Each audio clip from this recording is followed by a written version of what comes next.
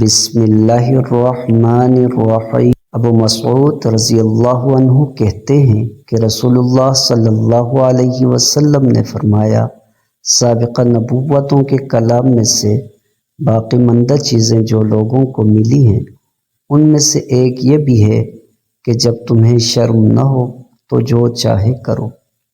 ام المؤمنین عائشہ رضی اللہ تعالی عنہا کہتی ہیں کہ میں نے رسول اللہ صلی اللہ علیہ وسلم کو فرماتے سنا،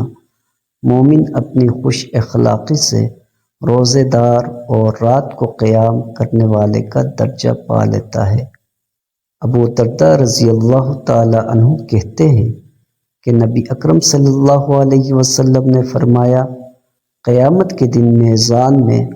خوش خلقی سے زیادہ بھاری کوئی چیز نہ ہوگی۔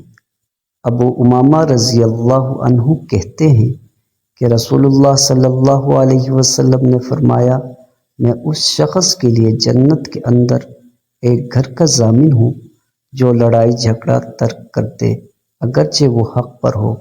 اور جنت کے بیچوں بیچ ایک گھر کا اس شخص کے لیے جو جھوٹ بولنا چھوڑ دے اگرچہ وہ ہنسی مذاق ہی میں ہو، اور جنت کی بلندی میں ایک گھر کا اس شخص کے لیے جو خوش خلق ہو۔